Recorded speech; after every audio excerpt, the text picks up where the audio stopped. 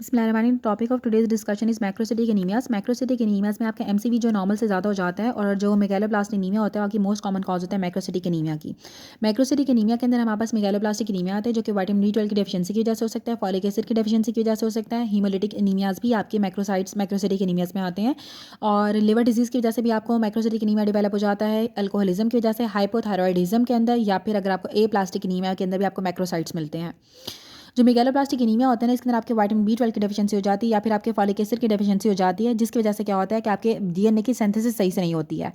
जो आपके ज़्यादातर रैपिडली ग्रोइंग सेल्स होते हैं ना, वो आपके अफेक्टेड हो जाते हैं, जैसे कि हिमेटोपोइटिक प्रिकर्सर सेल्स हो गए या फिर जीआईटी के जो एपिथेलियल सेल्स होते हैं वो आपके अफेक्टेड हो जाते हैं, क्योंकि जब आपकी डीएनए की सिंथेसिस सही से नहीं होती है रैपिडली ग्रोइंग सेल्स के अंदर, सेल डिवीजन आपकी स्लो हो जाती है और जो साइटोप्लाज्म में डेवलपमेंट होती है ना वो आपकी नॉर्मल होती है, क्योंकि डीएनए सिंथेसाइज नहीं हो रहा लेकिन आपका साइटोप्लाज्म तो नॉर्मल बन रहा है। तो सेल्स आपके लार्ज होते हैं जिसके अंदर क्या होता है आपके DNA to RNA to DNA ratio, ठीक है, और इनकी जो आरएनए टू डीएनए रेशियो होती है वो आपकी ज़्यादा हो जाती है। ठीक हो गया, आरएनए टू डीएनए रेशियो आपकी ज़्यादा हो जाती है, सेल्स आपके लार्ज होते हैं, इसलिए हम इनको मेगालोब्लास्ट कहते हैं, क्योंकि साइटोप्लाज्म तो सही से बन रहा है लेकिन आपका डीएनए सही से नहीं बन रहा होता। जब ये सेल्स आपके ब्लड के अंदर एंटर करते हैं तो ये आपके नॉर्मल से बड़े होते हैं, इसकी वजह से एमसीवी आपका रेज्ड हो जाता है। हीमोग्लोबिन की सिंथेसिस अनइम्पेयर्ड होती है तो इसकी कंसिडरेशन आपकी नॉर्मल ही होती है। मैक्रोसिटिक नॉर्मोक्रोमिक होते हैं। मेगालोब्लास्टिक एनीमिया के अंदर ना आपको इनफेक्टिव एरिथ्रोपाइसिस भी होती है, जिसमें बेसिकली क्या होता है कि आपके जो एरिथ्रॉइड मेगालोब्लास्ट होते हैं ना वो डिस्ट्रॉय हो जाते हैं आपकी बोन मैरो के अंदर। ठीक है, जो मैरो की सेलुलैरिटी होती है वो तो ज़्यादा हो रही होती है लेकिन आरबीसीज नहीं बन रहे होते हैं, इसे हम कहते हैं इनफेक्टिव एरिथ्रोपाइसिस, और अदर सेल लाइन्स भी आपकी इसके अंदर अफेक्टेड हो सकती हैं। अब विटामिन B12 की डेफिशिएंसी के अंदर बेसिकली क्या होता है कि आप विटामिन B12 हमें ज़्यादातर एनिमल फूड से मिलता है। ठीक है, मतलब अगर आप मीट खा रहे हो तो आपको विटामिन B12 मिलेगा। इसकी डेफिशिएंसी बहुत आहिस्ता आहिस्ता से डेवलप होती है। जब आपकी बॉडी के स्टोर्स 3 साल तक अगर आपने गोश्त नहीं खाया है तो फिर आपको विटामिन B12 की डेफिशिएंसी डेवलप होती है, और जब आपको ये प्रेजेंटेशन होती है तो एनीमिया आपका ज़्यादातर बहुत ज़्यादा स्वेयर होता है विटामिन B12 डेफिशिएंसी की, जैसे एनीमिया जो होता है।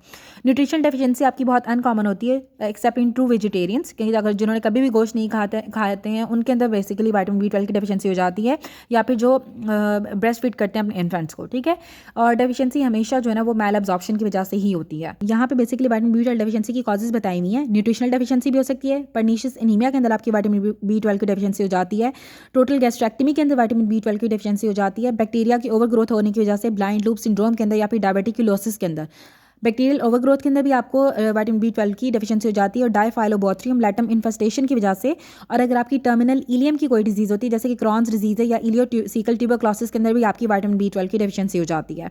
न्यूट्रिशनल डेफिशिएंसी हो सकती है, पर्नीशियस एनीमिया हो सकता है अगर आपने टोटल गैस्ट्रेक्टमी करा दी है, बैक्टीरिया की ओवर ग्रोथ हो गई है, ब्लाइंड लूप सिंड्रोम के अंदर, डायबिटिकुलोसिस के अंदर, डायफाइलोबोथ्रियम के अंदर, या अगर आपको टर्मिनल इलियम या क्रॉन्स डिजीज़ अगर टर्मिनल इलियम की कोई डिजीज़ होती है जैसे कि क्रॉन्स डिजीज़ या फिर इलियोसिकल ट्यूबरक्लोसिस। विटामिन B12 की डेफिशिएंसी के अंदर आपको एनीमिया आपका ज़्यादातर प्रेजेंट होता है और आपको पैरेसीजिया लेग के अंदर डेवलप हो जाते हैं। लेग के अंदर आपकी वीकनेस डेवलप हो जाती है, सेंसरी लॉस भी हो सकता है, इवन आपको पेशेंट को लॉस ऑफ मेमोरी भी हो जाता है। विटामिन B12 की डेफिशिएंसी के साइंस में ज़्यादातर स्वेयर एनीमिया के साइंस आते हैं। टंग जो होती है ना वो आपकी स्मूथ हो जाती है और बीफी रेड कलर की हो जाती है। साइंस आते हैं subacute combined degeneration of the cord के, ठीक है, जो कि प्रेजेंट करती है आपके लोअर लिम्ब के अंदर, और लोअर लिम्ब के अंदर क्या होता है आपकी जो सेंस ऑफ पोजीशन होती है, सेंस ऑफ वाइब्रेशन होती है, और जो अपर मोटर न्यूरॉन की आपकी वीकनेस डेवलप हो जाती है। जब आपका पोस्टीरियर कॉलम जाता है तो आपको सेंस ऑफ वाइब्रेशन और जो सेंस ऑफ प्रोप्रियोसेप्शन होती है वो आपकी लॉस्ट हो जाती है, और जब आपका कॉर्टिकोस्पाइनल ट्रैक्ट्स जाते हैं तो आपको अपर मोटर न्यूरॉन के साइंस आते हैं।